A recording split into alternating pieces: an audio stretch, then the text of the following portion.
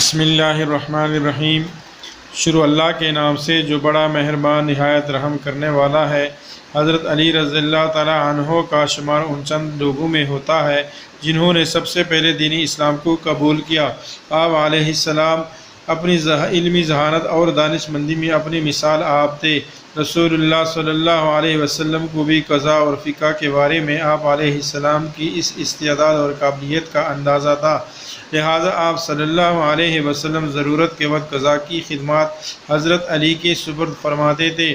حضرت سیدنا عمر رضی اللہ تعالیٰ عنہ تو اکثر سیدنا علی رضی اللہ تعالیٰ عنہ کی اس خوبی کا اعتراف فرماتے۔ ایک مرتبہ ایک خطبہ میں ارشاد فرمایا، ہمارے بہترین قاضی علی ہیں اور بہترین قاری ابی بن کعب ہیں۔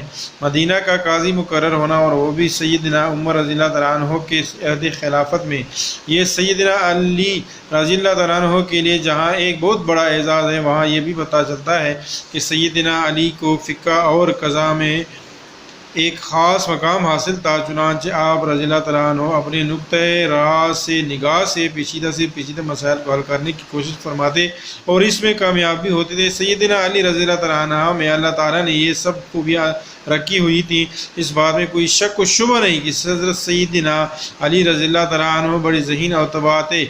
اسی ذہانت اور طباعی کی وجہ سے آپ سیدنا ابو بکر، سیدنا عمر اور سیدنا عثمان رضی اللہ تعالیٰ عنہ بہترین مشیروں میں سے تھے۔ سیدنا عمر رضی اللہ تعالیٰ عنہ سے تو آپ کی طبی محبت تھی، کیونکہ آپ کی بیٹی حضرت ام کلثوم بنت فاطمہ رضی اللہ تعالیٰ عنہ حضرت سیدنا عمر کے نگاہ میں تھی۔ بہرحال آپ سے فقہ اجتہاد کی روشنی میں متعدد فیصلے کیا۔ اپنے دور خلافت میں بھی اور اپنے سے پہلے خلفاء کی دور ہائے خلافت میں بھی ایک دفعہ ایک عورت اپنے نومولود بچے کو لے کر حضرت علی رضی اللہ تعالیٰ عنہ کی خدمت میں روتی ہوئی حاضر ہوئی۔ اس کے ساتھ 3 مرد بھی تھے۔ وہ تینوں مرد اس بات کا دعویٰ کر رہے تھے کہ یہ بچہ اس کا ہے۔ ہر مرد کا یہ دعویٰ تھا کہ پیدا ہونے والا بچہ اس کو دیا جائے۔ اب حضرت علی رضی اللہ تعالیٰ عنہ اس عورت سے کہنے لگے کہ تم ہی سچ بتا دو کہ یہ بچہ کس کا ہے۔ عورت کہنے لگی، مجھے نہیں معلوم کہ ان تینوں میں سے اس بچے کا باپ کون سا ہے۔ جب مجھے حمل ٹھہرا تو اس مہینے میں نے ان تینوں سے ہم مصری کی تھی۔ میری آپ رضی اللہ تعالیٰ عنہ سے درخواست ہے کہ میری غلطی کو معاف فرما دیا جائے۔ حضرت علی رضی اللہ تعالیٰ عنہ ان مردوں سے پوچھنے لگے کہ تم میں سے اس عورت کا شوہر کون ہے؟ ایک مرد نے ہاتھ کھڑا کیا تو آپ رضی اللہ تعالیٰ عنہ نے اس مرد سے فرمایا کہ کیا تم حلف کہہ سکتے ہو کہ یہ بچہ تمہارے نطفے سے پیدا ہوا ہے؟ شوہر کہنے لگا، نہیں، میں اپنی بیوی کی بدکاری دے کر اب بالکل کچھ نہیں کہہ سکتا۔ سارے مجمع میں خاموشی چھا گئی کہ کیسا عجیب و غریب معاملہ ہے اور اس کا فیصلہ کیسے ہوگا۔ وہاں مشرکین بھی موجود تھے، کہنے لگے کہ آج علی رضی اللہ تعالیٰ عنہ سے فیصلہ نہیں ہو پائے گا۔ حضرت علی رضی اللہ تعالیٰ عنہ نے خاموشی اختیار کی اور پھر فرمانے لگے کہ اس پیدا ہونے والے بچے کے دیت کے 3 حصے کیے جائیں۔ پھر آپ نے قرعہ ڈالا۔ آپ علیہ السلام نے فرمایا، اب میں ہر ایک کے نام قرعہ ڈالتا ہوں، جس کے نام پر قرعہ نکلے گا بچہ اس کا ہوگا، کیونکہ تم ایک دوسرے کے مخالف۔ حضرت علی رضی اللہ تعالیٰ عنہ نے لڑکے کے نام کا قرعہ ڈالا۔ قرعہ اس طرح ڈالا گیا کہ ان تینوں کے نام 3 ٹکڑوں پر یا کسی دوسری چیز پر لکھے گئے اور ان کے نام کو 3 ٹکڑوں میں چھاپا گیا۔ بچے سے کہا کہ ان میں سے ایک کو اٹھائے۔ ہر بار بچے کا نام ایک ہی آدمی کے ساتھ نکلا، جس کے نام کے ساتھ لڑکی کا نام نکلا اسے اس کا بیٹا قرار دیا اور لڑکے کو غلام فرض کر کے اس کی قیمت لگائی اور 2/3 قیمت اس کے دوسرے 2 افراد سے وصول کی۔ جب رسول اللہ صلی اللہ علیہ وسلم نے فیصلہ سنا تو آپ صلی اللہ علیہ وسلم نے فرمایا، اگر یہ فیصلہ میرے سامنے لاتے تو میں بھی اسی طرح فیصلہ کرتا جس طرح علی رضی اللہ تعالیٰ عنہ نے فیصلہ کیا ہے۔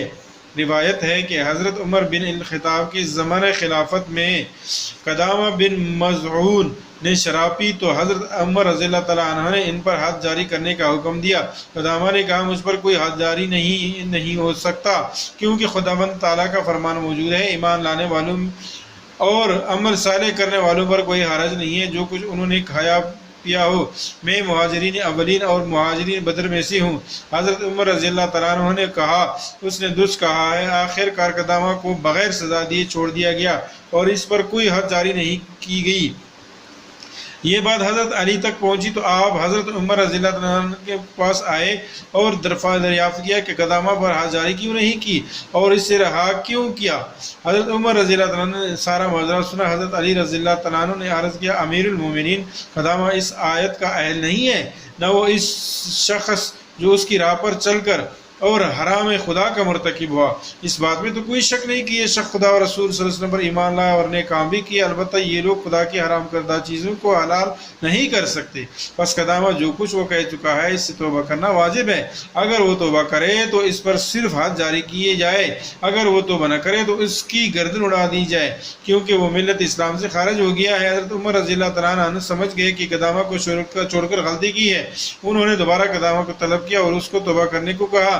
قدامہ کو بھی علم ہو گیا تھا کہ میرے بارے میں شرعی سزا کیا ہے، تو اس نے توبہ کا اظہار کیا۔ اب اس سے قتل کی سزا ختم ہو گئی، مگر حد کا مسئلہ ابھی بھی باقی تھا۔ حضرت عمر رضی اللہ تعالیٰ نے حضرت علی رضی اللہ تعالیٰ عنہ سے ارشاد فرمایا، آپ فرمائیں کس طرح حد جاری کرنی چاہیے؟ حضرت علی رضی اللہ تعالیٰ نے فرمایا، اس سے 80 تازیانے مارے جائیں، کیونکہ جو بھی شراب پیتا ہے وہ مست ہو جاتا ہے، جب مست ہو جاتا ہے تو بے کی باتیں کرتا ہے، جھوٹ بھانتا ہے۔ پس حضرت عمر رضی اللہ تعالیٰ عنہ نے اس کو 80 تازیانے مارے۔